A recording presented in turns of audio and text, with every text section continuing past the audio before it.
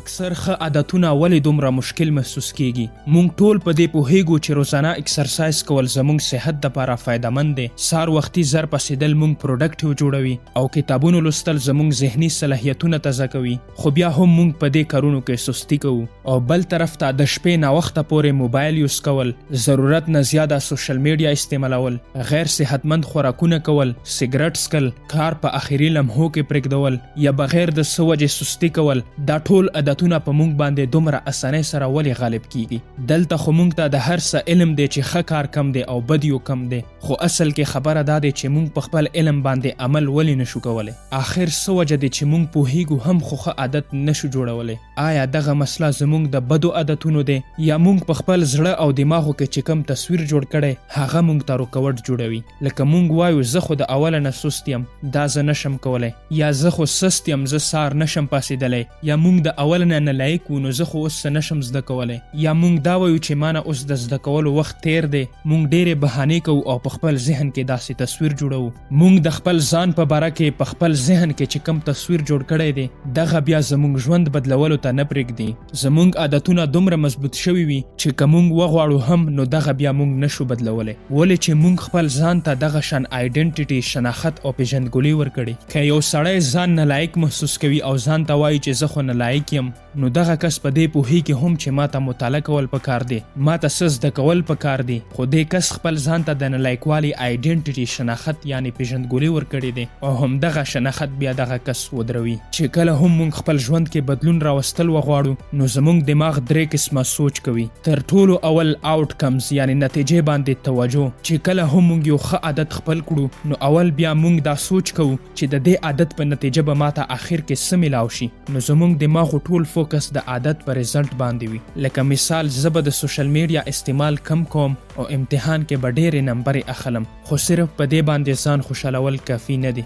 دویمه دا چې پروسیسز. اوس چې کله مونږ یو ښه عادت خپل کړل نو اوس به په دې باندې مونږ توجه ورکوو. دا به مسلسل کوو، نه د 2 ورځو لپاره. لکه هره ورځ به 3 غنټې مطالعه کوو یا سوشل میډیا به ډېره کمه استعمالوو. هر شي دپاره مونږ خپل ټایم ټیبل جوړوو او مسلسل به مونږ داسې روانو تر 1 میاشت یا تر 2 میاشتو پورې، تر څو چې زمونږ دغه عادت ډېر مضبوط شي.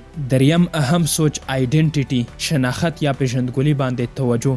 زمونږ په ژوند کې بدلون تر هغې راځي چې کله مونږ د خپل ځان په باره کې سوچ بدل کړو. دغه بیا تر ټولو طاقتوره طریقه دی. فار ایگزامپل زه به نن سکول، دفتر یا کار ته د خپل وخت نه هم مخکې ځم، نو دا خو صرف کار شول. دلته اوس ته ځان سره ووایه چې زه یو منظم او د وخت پابند انسان یم، نو دغه بیا ستا آیډنټیټي یعنی ستا پیژندګلوي شوله. یا که بیا یو کس دا ووایي چې زه به نن د سوشل میډیا نه څه د فایدې کار زده کوم، دا خو صرف کار شول. نو که دی ځان سره ووایي چې زه یو محنتي انسان یم، نو دغه بیا د دې آیډنټیټي شوه، د دې پیژندګلوي شوله.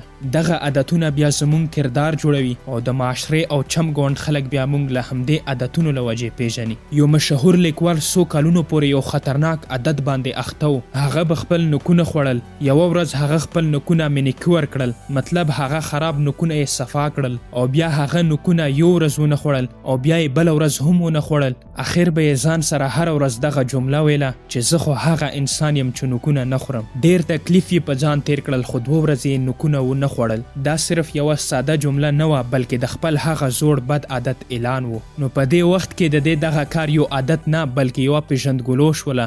مطلب اول د نوکونو خوړلو والا انسان و، دی به ځان ته ویل چې زه خو هغه انسان یم چې نوکونه نه خورم. وروسته ترې داسې انسان جوړ شو چې نوکونه نه خوري. په یاد وساتئ زمونږ شخصیت د یوې ورځې غټې فیصلې نه جوړوي بلکې د ورځې همدغه واړه واړه عادتونه او کارونه یې جوړوي. لکه په وخت پاڅېدل، په خپل وخت کار ختمول، څه نوي زده کول. دغه عادتونه بیا مونږ لپاره یو نوی سوچ او یوه نوې پیژندګلوي جوړوي او دغه عادتونه ورو ورو بیا زمونږ کردار جوړوي او خلک هم بیا مونږ د دغو عادتونو له وجې پیژني.